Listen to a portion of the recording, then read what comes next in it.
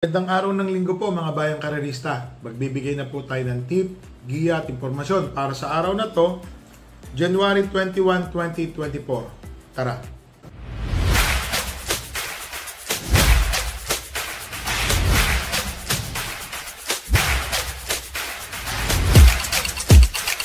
So mga bayang karerista, ito na po, piyesta na po ng Santo Niño. Sa Tondo, mga nagsa-celebrate po. Sa Tondo, dito po sa Santo Niño de Polo sa amin. Diyan po sa, alam ko, may Kawayan, Santo Niño.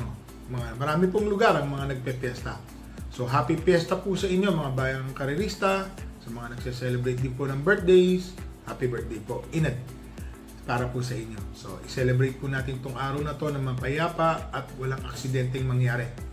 Mamaya po kasing konti, may parada po dito sa Santo Niño de Polo, dito po sa amin sa Valenzuela. Mag-i-start po ang parada sa ganap na alauna ng hapon. So sana ho, ingat-ingat lang po. So bigyan na po tayo ng tip mga bayang karerista.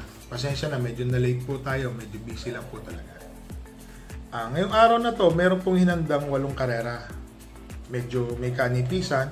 Kung titignan po natin ang karera, medyo tingin natin madali. Pero pag napabayaan po yung mga matutulin dito, kaya po tumakos ang karera. So dito po sa race number 1, lahat nga pala ng karera natin mga bayang karerista is 1,400 meter race.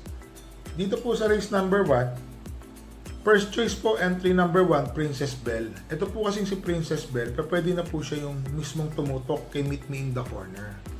Matuling kabayo po kasi itong si Princess Belle mga bayang karerista.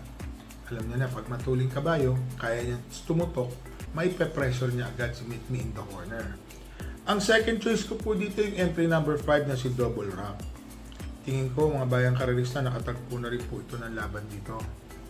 Kasi kung pagmamasdan po natin si Double Wrap, siya lang po yung lehitimong dremate rito. At ang konti pa nila, mukhang, alam niya na mga bayang karerista, makakadaan kahit saan niya gusto dumaan dito. Ang third choice ko po, yung malamang na malyalyamado, yung entry number 3 na si Meet Me in the Corner. Kaya nilagay ko lang po siyang third choice, mukhang maipe-pressure po siya ni Princess Belle sa unahan. Tandaan niyo po, iba po kasi yung kagaya ng Meet Me in the Corner na panagtunong nanalo po yan, matagal na. Nakalak po siya na nakalak. Nagbibo lang po ito, parekta. So kung pagmamasdan po natin ngayon, may Princess Belle po dito, baka gumalaw po siya ng, alam niyo na, pagka gumalaw ka ng 1 kwartos agad, pagdating mo magbabago po yan. So dito po sa race number 1, first choice po entry number 1, Princess Belle. Second choice po entry number 5, Double Wrap. Third choice po entry number 3, Meet Me in the Corner. Dito na ho tayo sa race number 2, mga bayang karerista, 6 entries. Ito po yung pilura kong 3-year-old maiden race. Ang first choice ko po dito yung entry number 2 na si Batang Manda. Ang ganda po ng panalo niyan sa barrier. Hindi nga lang po mga bayang karerista, dahil sa maiden race to, may mga tago dito. Tapos may mga nababalitaan tayo na maganda po ang kinilos ni ganito, ni ganyan. Naglagay po ako ng second choice. Ang second choice ko po dito yung couple entry na 1 and 1A, Ruby Belle and Fit Belle. Balita po kasi si Ruby Belle, may mainam po na trangko. Opo, mainam. Balita lang naman po natin yan. Kaya lang sa ano po kasi ito nakabase. Alam ko sa San Lazaro. Pero alam niya naman yung radar natin, kalat. Kaya, pero kung sa mga gusto po magtipid, siguro sabihin na natin 1 for the day po itong si Batang Manda, sa mga gusto po magtipid. So ulitin ko lang po, dito po sa race number 2, first choice po entry number 2, Batang Manda. Second choice po, entry number 1, Ruby Belle and 1A, Fit Belle. So dito no tayo sa race number 3, mga bayang karerista, 6 runners po. Solo ere po yung tingin kong mananalo. Oho, pick sabihin, wala pong matulin, lahat karamihan dito, dremate, siya lang po. Entry number 4, Ivan. 1 for the day na po ito para sa akin po. Mahirapan po sila talunin to. Iba po ang kinakalaban nito sa 6 to 10, nanalo po ito dun nung pong no bearing, parang ganoon po. Iba po pumacing to. Pag gumawa ka dito ng 1.28 medya, kahit 1.29, malalim po ang pista, mainam po talaga. So dito na po ako, solo. Entry number 4, Ivan. So ulitin ko lang po, race number 3, one for the day or solo. Entry number 4, Ivan. So dito na po tayo sa race number 4, mga bayang karerista. 8 runners po. First choice po, entry number 2, Platinum Frolic. Nung nakarano, napansin ko maganda pala to. Pagka remate, meron marami kaysa sa nauna. So sa tingin ko, malaki po ang panalo nito ni Platinum Frolic. Mukhang unti-unti po bumabalik po yung buti ng kabayo. Ang second choice ko po dito, yung 2 beses na nalo sa mga apprentice rider. Entry number 1, Cat Bell. Ngayon po, si JB Hernandez po ang papatong. Alam naman natin, yun nga lang pa yung timbang. 56.5 kilograms. Pero para sa akin po, may panalo po siya, si Cat Bell. So ulitin ko lang po, dito po sa race number 4, entry number 2, first choice, Platinum Frolic. Second choice po, entry number 1, Cat Bell. So dito na tayo sa race number 5, mga bayang karerista, 8 runners po.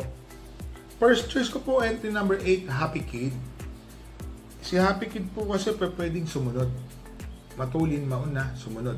So para sa akin po, maganda po yung numero niya, numero 8, si Happy Kid, nasa kalabas-labasan. So sa tingin ko po, kayang-kaya po niya yung erehan dito. Kahit nandiyan po si ikot lang, tututukan lang po niya sa labas. Yun po ang nababasa ko dito. Ang second choice ko po dito, yung matuling kabayo, entry number 6 na si ikot lang. Alam naman natin si ikot lang nung nakaraan, mukhang sinubok to. Bumalik po, nasa unahan na siya. Parang tinestik to. Ganda naman po ng tinakbo ni ikot lang. So sa tingin ko po, may panalo rin po yan. Tapos yung malalyamado pong entry number 3, malamang si My Dad Bogart. Nung nakaraan po kasi, akala ko po na disgrasya si My Dad Bogart. Parang nakakita ng lubak o yung ano yung kabayo. Biglang nag-sidestep. Parang basketball, kaliwa kanan, bumalik naman. Yun nga lang, medyo nakakatakot. Medyo, akala ko nga ho na disgrasya po talaga, napilay or sa balakang. Pero maganda po yung kabayo, maayos po ito. Kaya lang nilagay ko lang po siyang third choice kasi iikot po siya. Lalabas po siya. Mas magaling po talaga ito tumakbo pag nanggagaling sa labas.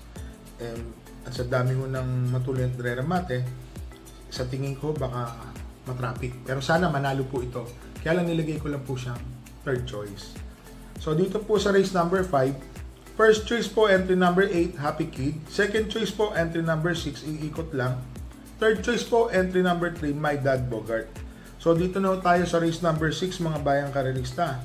1,400 meter race po ito, 7 entries. First choice po, Dirimating Kabayo, entry number 5, Full Combat Order. So ito mga bayang karerista, masyado po maganda yung pinapakita lately nito. Always second, third, parang gano'n, in the money. Tingin ko, ukol na po itong mananalo ngayon sa napapansin ko po dito sa lineup. Kaya lang, naglagay po ako ng second choice, yung pong entry number 1, Runway 10. So, yun po yung isa sa sinasabi ko sa inyo. Pag ito po kabayo na to, napabayaan sa unahan, nakikita ko mukhang mapapabayaan, pass your paper po ito. Opo, baka hindi po sila umabot dito, mga bayang karerista. Alam niyo naman, itong Runway 10, may 1.26 po ito na tiyempo. Magmamadali po si Full Combat Order na hahabol dito. Yung po ang nababasa ko po dito. So dito po sa race number 6, first choice po, entry number 5, Full Combat Order. Second choice po, entry number 1, Runway 10. So dito na tayo sa race number 7, mga bayang karerista. 9 runners po. So ang first choice ko po dito, yung entry number 9 na si Kaboom. Mga bayang karerista, di po natin maano kung outstanding po si Kaboom na numero 1. Parang medyo hindi po maganda tinakbo sa balya. Ngayon po, papatungan po siya ni King Flores. Tingin ko, malaki po ang panalo. So, sa pagkakapalit ng hinete, baka magamayan po ni King Flores to. Swerte naman itong hinete. Tingin ko po, malaki po ang panalo. Ang second choice ko po, yung entry number 1 na si Cole Digger. Ito kasi mga bayang karerista. May tiyempo din ito na 1.27 So 1,400 meters. So tingin ko, may panalo naman po ito. Nilagay ko lang pong third choice yung tingin kong mayayamado na si Sundance. Kasi hindi ko pa gusto yung takbo niya nung nakaraan. Hindi pa siya yung guhit So nilagay ko lang po siyang third choice. Pero isama po natin, malay nyo, bigla akong manalo. si Sundance. Tingin ko siya pa ang malalyamado rito. So dito po sa race number 7, first choice po entry number 9, Kaboom. Second choice po entry number 1, Gold Digger. Third choice po entry number 2, Sundance. At saka nga pala mga bayang karista, ngayon ko lang napansin. Sama po natin yung Take a Chance, entry number 8. So sa inyo po yun kung gusto nyo po idagdag o hindi. Pero tingin ko may panalo rin po ito. May 1.27 pala to sa 1,400 meters. Ang nakalaban din niya si Sundance na doon segundo. Parang tersero o kwarto siya doon. Dikit-dikit po sila.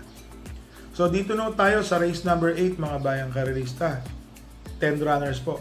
First choice po, entry number 5. Walking on Sunshine. Sa mga nagtitipid po, kung gusto niyo pong solohin, pwede na rin po siguro. Kaya lang, kailangan po natin maglagay ng panigunda, lalo na po yung entry number 2. Siya po ang second choice ko, Ayuda and Cool Mom. Ito po kasing si Ayuda, mga bayang karerista, striking distance na rin po ang tinatakbo niya, nandoon po. And then yung Cool Mom naman, may inam na tiyempo, may nag-uuna 28 po ito tignan po natin, baka mamaya, alam niya naman ang karera, mga bayang karerista, machambahan. Pero si Walking on Sunshine, nanalo po ito ng 1,200 meters. 1.13, 1.13 medya, sabihin na lang natin ganun. Horse to beat po talaga to. Alam niyo na, kung kaya niyo po magdagdag, dahil medyo may kanipisan ng lineup, dagdag po tayo sa last race. Baka naman, alam niyo na kung ano pwedeng mangyari. So mga bayang karerista, ulitin ko lang po. Dito po sa race number 8, tingin ko, lamang po yung entry number 5, first choice, Walking on Sunshine. Second choice po, entry number 2 and 2A, Ayuda, and 2A, Cool Mom. So paratingan po ito, pwede po tayo magdagdag dito mga bayang karerista. So shoutout lang po tayo mga bayang karerista, kay Mark Vincent Manalang, kay Mr. Jeje Bitug. Happy birthday kay Tonton Tisoy ng Mang Leon OTB, Andre Oco, karerista ng Paco Manila, Mrs. Amada Rodriguez, Michael Javier at John Eric Talampas, kay Flightline, shoutout sa iyo, kay Omel ng Dayang Santa Ana. So mga bayang karerista, ulitin ko po happy fiesta po sa mga nagse-celebrate ngayon ng Santo Niño, lalo na po dito sa Tondo, Santo Niño de Tondo, dito po sa lugar namin, Santo Niño de Polo. So ingat po tayo, may mga prosesyon, may parada po yan, na wala po sana madisgrasya. So sa mga magsisitaya po, taya na po tayo ng maaga. Alam niyo naman, medyo may pagkamainit po. Ang start time po ng karera natin ay sa ganap na 2:00 ng hapon. So mga bayang karerista, happy racing po and ingat po.